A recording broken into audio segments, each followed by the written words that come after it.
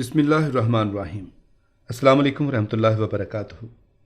جو کہانی آپ کو سنانے لگا ہوں یہ المناک کہانی 100% سچ پر مبنی ہے۔ حلفیہ کہتا ہوں کہ اس میں ذرہ برابر بھی مبالغہ آرائی نہیں ہے۔ میں ایک غریب گھرانے سے تعلق رکھتا تھا، شادی بھی اپنی ہی طرح کے ایک غریب گھرانے میں کی۔ اللہ تعالیٰ نے مجھے 2 بیٹیوں اور 2 بیٹوں سے نوازا۔ شادی سے قبل ایک فیکٹری میں ملازم تھا، بچوں کی پیدائش کے بعد سخت محنت مشقت کرنے لگا۔ ان کی تعلیم کا سلسلہ شروع ہوا تو شام کو فیکٹری سے آنے کے بعد ایک دوسری فیکٹری میں بھی کام کرنے لگا، جوائن کر لی فیکٹری دوسری، تاکہ انہیں اچھی سے اچھی تعلیم دلوا سکوں۔ پھر دن رات کی محنت سے اپنے 4 بچوں کو نہ صرف گریجویشن کروایا بلکہ کمپیوٹر کے دیگر کورسز بھی کروائے۔ اس دوران کچی آبادی میں گھر بھی بنا لیا۔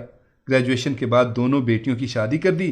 چھوٹی بیٹی بیاہ کر ناظم آباد چلی گئی، جبکہ بڑی اپنی ساس کے انتقال کے بعد نندوں سے لڑ جھگڑ کر ہمارے ہی محلے میں کرائے کے مکان میں رہنے لگی۔ بڑے بیٹے نے کمپیوٹر میں ڈپلومہ کر لیا تو میرے ایک کزن نے اسے ملازمت دلوا دی۔ بیٹا برسر روزگار ہوا تو بعد میں اس کی شادی بھی اپنے اسی کزن کی بیٹی سے کر دی۔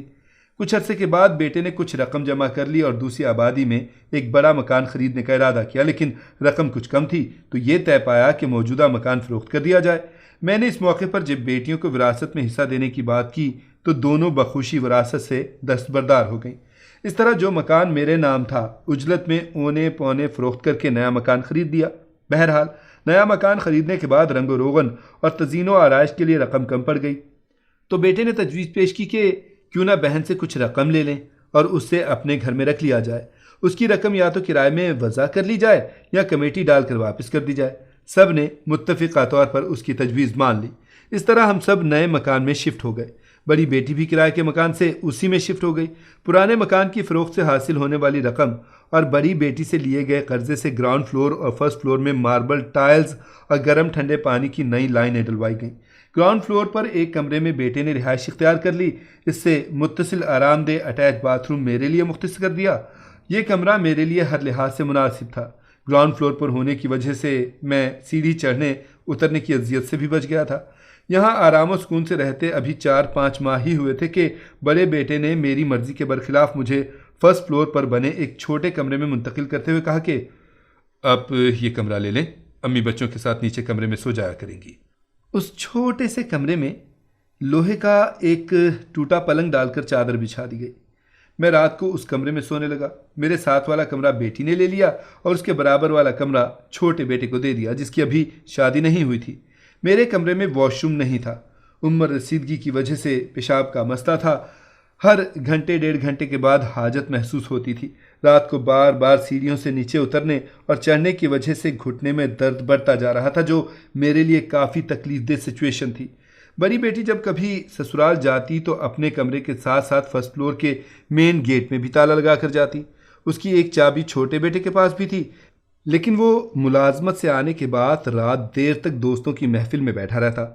میں نے ایک دن بڑی بیٹی کو بلا کر بڑے پیار و تحمل سے صرف اتنا کہا، تم باہر جاتے ہوئے مین گیٹ پر تالا نہ لگایا کرو، کیونکہ بار بار سیڑھیاں چڑھنے اترنے کی وجہ سے گھٹنوں کی تکلیف بڑھ جاتی ہے۔ تم صرف اپنے کمرے میں تالا لگا کر جایا کرو۔ مجھے رات کو باتھ روم جانا ہوگا تو چھوٹے بیٹے کے کمرے میں چلا جایا کروں گا۔ اس طرح سیڑھیاں اترنے چڑھنے کی تکلیف سے بچ جاؤں گا۔ اس بات پر بیٹی اس قدر چراغپا ہوئی کہ میں حیران رہ گیا۔ مزید صدمہ اس وقت ہوا جب چھوٹے بیٹے نے بھی انتہائی درست لہجے میں نہ صرف مجھ سے بد کلامی کی بلکہ میرے سمجھانے پر مجھے مارنے کے لیے دوڑا۔ میں نے حیرت اور صدمے سے اسے دیکھا تو اس نے میرے بڑھاپے کا بھی خیال نہیں کیا اور بڑی بے رحمی سے مجھے دھکا دیا۔ میں توازن برقرار نہ رکھ سکا، دروازے سے ٹکرا کر گرا تو قمیص کسی چیز میں پھنس کر پھٹ گئی۔ وہ مجھے اٹھتے دیکھ کر میری جانب لپکا تو میں مزید تشدد سے بچنے کے لیے تیزی سے بھاگتا ہوا گلی میں چلا گیا۔ میری حالت دیکھ کر محلے کے کچھ لوگ جمع ہو گئے اور بیٹے کی اس حرکت پر لعن طعن کرنے لگے۔ شام کو بڑا بیٹا گھر آیا تو میرے ہی گھر کے افراد نے میری شکایت خوب بڑھا چڑھا کر کی اور الزام لگایا کہ ان کی اس حرکت سے محلے میں ہماری بہت بدنامی ہوئی۔ حالانکہ سب جانتے تھے کہ میں بیٹے کے تشدد سے بچنے کے لیے باہر گیا تھا۔ بہرحال بڑے بیٹے نے اس سنگین معاملے پر میرے بہن بہنوئی سمیت خاندان کے 18-20 افراد کو جمع کر لیا۔ میری شکایت کرتے ہوئے ثابت کرنے کی کوشش کی کہ میں ذہنی مریض ہو چکا ہوں۔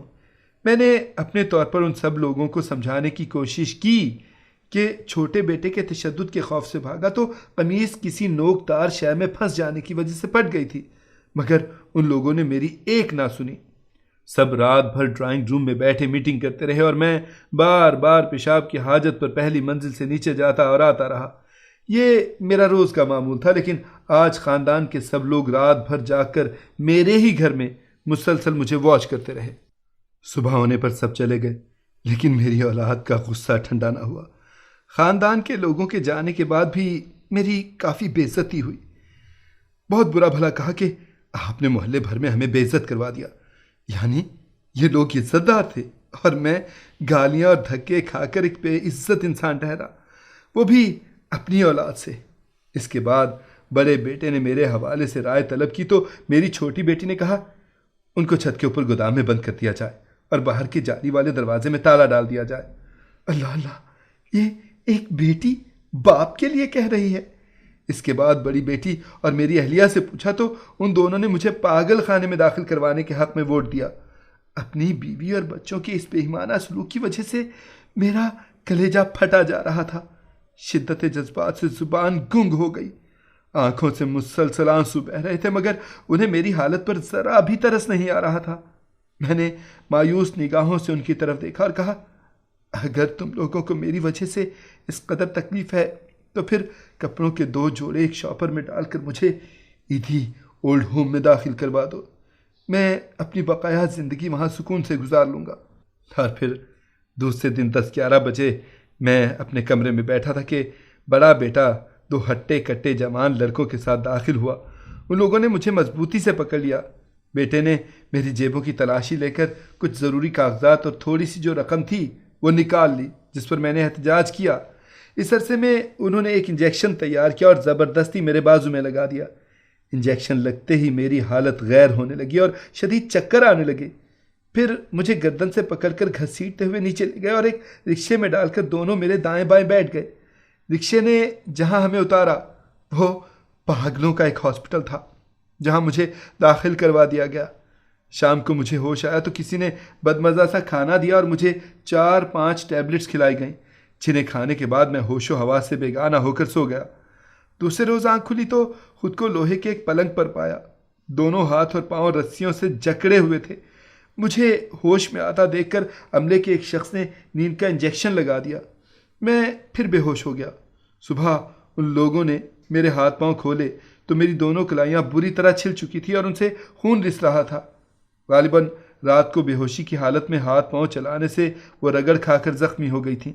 تاہم شکر ہے کہ ان لوگوں نے رستے ہوئے زخموں پر مرہم پٹی کر دی۔ بہرحال وہ ہر دوسرے دن یہی عمل کرتے رہے اور دوا بھی لگاتے رہے۔ اس طرح بے بسی میں قید کاٹتے ہوئے مجھے 10 روز گزر گئے۔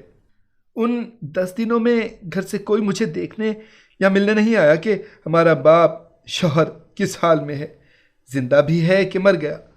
10 دن کے بعد بڑا بیٹا آیا اور خاموشی سے مجھے گھر لے آیا۔ چند روز بعد عید تھی، لیکن مسلسل نشے کی دوا کی وجہ سے میں ہوش و خرد سے بیگانہ ہو چکا تھا۔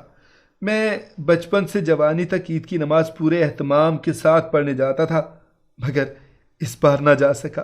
عید کی چھٹیاں ختم ہونے کے بعد بڑا بیٹا مجھے نجی ہاسپٹل لے گیا اور ایک دماغی اسپیشلسٹ کو دکھایا۔ وہاں موجود خاتون ڈاکٹر نے میرا مکمل معائنہ کیا، مختلف سوالات کیے جس کا میں نے ٹھیک ٹھیک جواب دیا۔ اس ڈاکٹر نے بیٹے سے پوچھا آپ نے کس بات سے اندازہ لگایا کہ یہ ذہنی مریض ہیں؟ تو بیٹے نے جواب دیا کہ رات کو یہ سونے نہیں دیتے۔ خاتون ڈاکٹر حیرت سے کہنے لگی بھائی، کراچی کی آبادی 2-2.5 کروڑ ہے، مختلف وجوہ کی بنا پر ہزاروں لوگوں کو نیند یا تو کم آتی ہے یا بالکل نہیں آتی، تو کیا وہ سب پاگل ہیں؟ یہ دماغی طور پر تو بالکل ٹھیک ہیں، پھر بھی آپ کے اطمینان کے لیے 4-5 ٹیسٹ لکھ کر دے رہی ہوں، ان کی رپورٹس مجھے لا کر دکھائیں۔ بیٹا مجھے لے کر گھر واپس آ گیا اور ایک لیبارٹری میں ٹیسٹ کروا کر دوبارہ ڈاکٹرز کے پاس لے گیا۔ ڈاکٹر نے رپورٹس دیکھ کر کہا کہ کون کہتا ہے کہ یہ پاگل ہیں؟ یہ نہ پہلے ذہنی مریض تھے نہ اب ہیں، یعنی میری اولاد نے ظلم کی انتہا کر دی۔ معمولی اختلاف اور تکرار پر ان لوگوں نے مجھے پاگل قرار دے کر اپنی طرف سے پاگل خانے میں داخل کروا دیا۔ خیر کچھ عرصے کے بعد انہیں احساس ہوا تو سب نے مجھ سے معافی مانگی۔ میں نے بھی صدق دل سے سب کو معاف کر دیا، لیکن افسوس کہ میری بیوی اور بچوں کا رویہ اب بھی جارحانہ ہے۔ ذرا ذرا سی بات پر مجھے ذہنی مریض ثابت کرنے پر تلے رہتے ہیں۔ مجھے ہر دم بس یہی غم کھایا جاتا ہے کہ جن بچوں کی تعلیم و تربیت اور آرام و آسائش کے لیے دن رات محنت کی، انہیں پڑھا لکھا کر اس قابل کیا کہ اپنے پیروں پر کھڑے ہو سکیں، آج جب مجھے ان کے سہارے کی ضرورت ہے تو کہتے ہیں کہ جب تم مرو گے تو تمہارا کفن دفن کون کرے گا؟ حالانکہ لوگ تو اپنے بزرگوں کا سایہ سر پر سلامت رکھنے کی دعا کرتے ہیں۔ بیوی کی بے وفائی اور بچوں کی بے اعتنائی کے سبب اب میری حالت یہ ہو گئی ہے کہ ڈاکٹر کی فیس کے لیے پریشان رہتا ہوں۔ اکثر پورا دن بھوکا رہتا ہوں، کوئی کھانے تک کو نہیں پوچھتا۔ اللہ تعالیٰ سے دن رات دعائیں کرتا ہوں کہ انہیں ہدایت دے۔ میری بیوی اور سگی اولاد اس قدر دکھ تکلیف اور اذیت دیتی ہے کہ الامان الحفیظ، خود پر ڈھائے جانے والے دکھ کی داستان کہاں تک سناؤں؟ بچوں کے ہوتے ہوئے بھی بالکل تنہا رہ گیا ہوں۔ سوچتا ہوں کہ حالت نزا میں بھی کوئی حلق میں پانی ڈالنے اور کلمہ پڑھانے والا ہوگا یا نہیں۔ بہرحال ہر نماز میں اپنی بیوی اور اولاد کی اصلاح کے لیے دعا کرتا ہوں کہ اللہ انہیں نیک ہدایت دے۔ یہ داستان سن کر آنکھوں میں آنسو آ گئے، اور اللہ سے دعا کرتا ہوں کہ اللہ پاک سب کو ایسے بیوی بچوں سے بچائے، ان کے شر سے بجائے اپنے امان میں رکھے، اور اگر کسی کے بیوی بچے ایسے ہیں تو ان کے بیوی بچوں کو ہدایت دے اور خاتمہ بالخیر کرے۔ آمین ثم آمین۔